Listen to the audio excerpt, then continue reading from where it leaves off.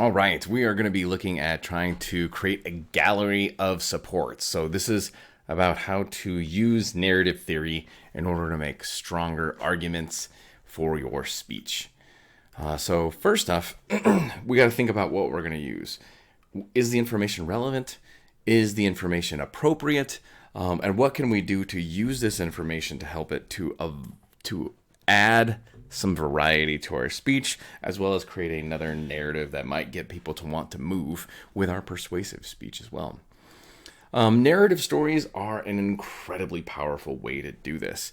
Narrative stories are something that we are hardwired to love and crave. We love stories because their effects and the feelings that we have with the emotions they inspire. We love stories because they help create connections between the two of us.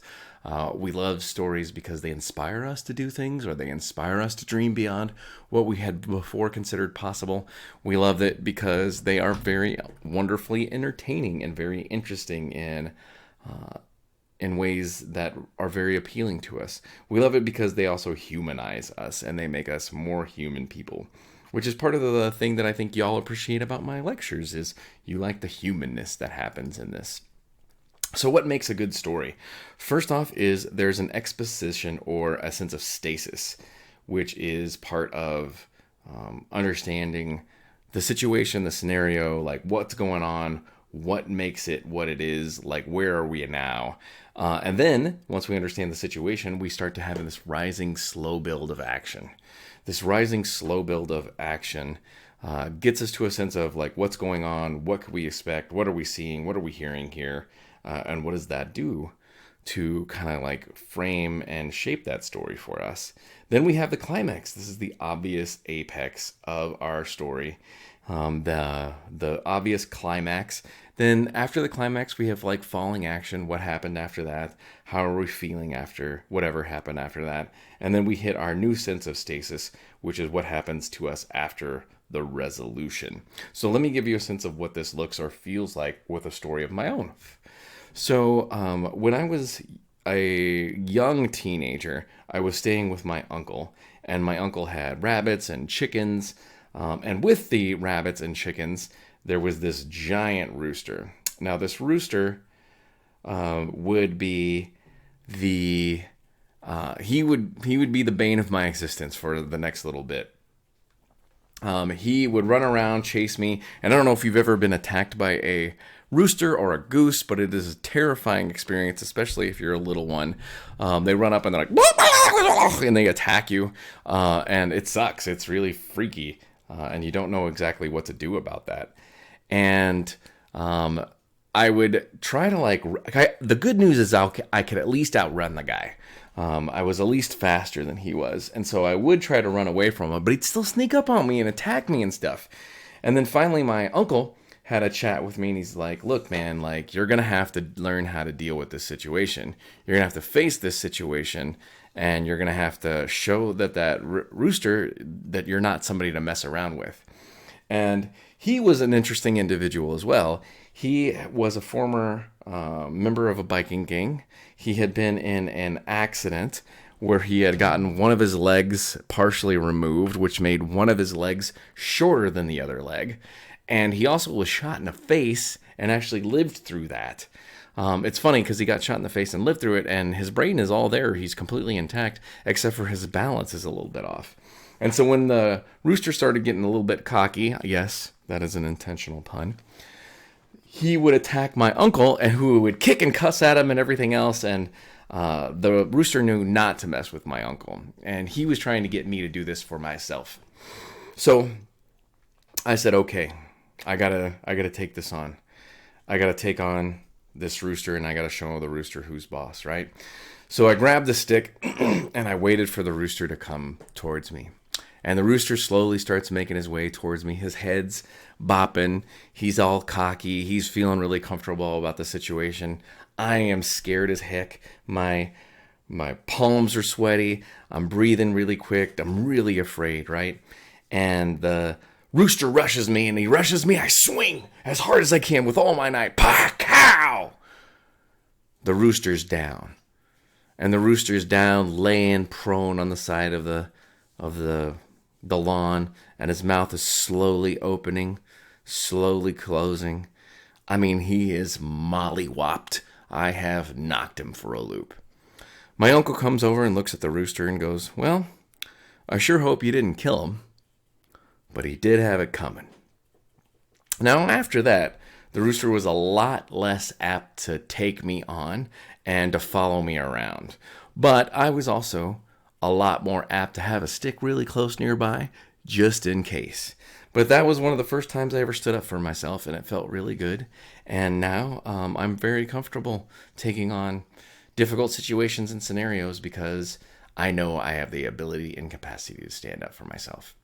Another great example of the story in the slides is this video from Prince EA, who says this lady's gonna kill somebody. I love this story. It's only about 3 minutes and 51 seconds long, but I would definitely recommend you check that out because it's a great example of a powerful story that has a very powerful lesson and a powerful moral for us.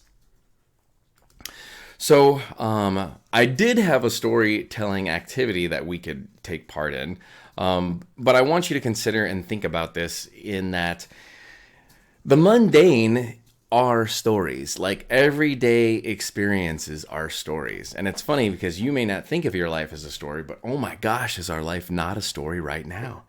Think about it like when we tell about what we're living through right now. Yeah, we would go to the grocery store and sometimes there'd be, we'd go to a Costco and there'd be a line, a giant line. There'd be people with respirator masks and protective goggles on. And I'm just trying to get dog food, or I'm just trying to get some rice. And the only rice they have available is in 25-pound bags. But do you see how like our everyday one day will be a really great story? You navigating your way through this class one day will be a really great story, right? It's just, are we willing to think of it as such? So think of something that happened to you, close your eyes, recall the memory, play it a few times in your head, and remember the details, right?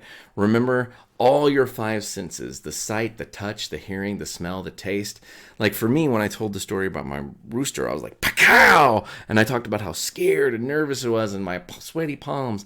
It's the small details that make a story something special. So remember, you have the capacity to use and tell stories, but you have to think of them as interesting first and foremost. Otherwise, they won't be.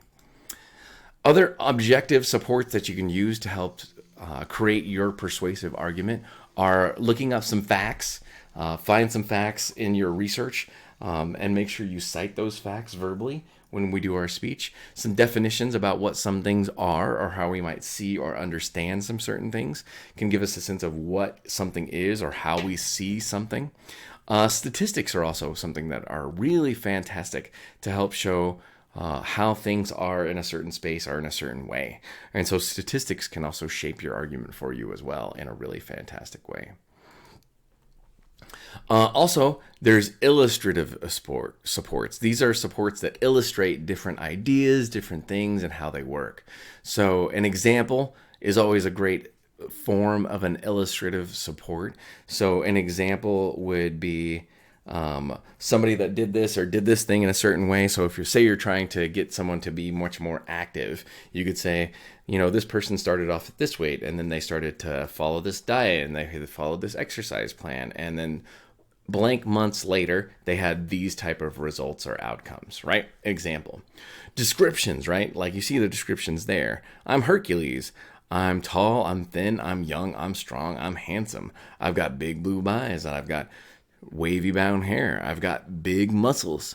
I've got a brown tunic and a brown belt and a blue coat and brown sandals, right? Bring something to life with rich descriptive examples, and that is a form of narrative theory that will also help you connect to your audience. And then explanations. What are these things and how do these things work? An explanation works like the example that I gave when we worked in class about gross domestic happiness. Like gross domestic happiness, an explanation of what it is and how it works is a government measures how happy you are, and they measure their progress as a government by the results of how happy their people are. Subjective supports are things that talk to the person specifically, right? So emotional subjective supports are what we see when we see the ASPCA and the Sarah McLachlan song comes on and we see the super sad puppies. It makes an emotional appeal for us to donate to those poor little puppies. Also, personal experience with something, right? So if I tell you I used to struggle or deal with depression in the past, but then I learned how to work out more, I learned how to reframe problems to positive notions more, that I accentuate and focus on positive things more, and this has done a big thing for me. It gives example of personal experience. And then testimony. Testimony is another thing that's really excellent and really wonderful. A testimony is an example would also be like weight loss stuff. I tried Jenny Craig for 12 months and I lost 27 pounds, right? That's that testimony idea, right? So with that, think about you and your ideas. Think about you and what moves you. What type of evidence causes you to change your mind? What type of evidence causes you to change your action? What type of evidence helps you also to change your feelings? Think about the things that have helped you change or moved you to change, and then you are at the beginning of creating a gallery of supports that will help us see and understand what moved you, and we'll have a greater sense of what helps move us as well.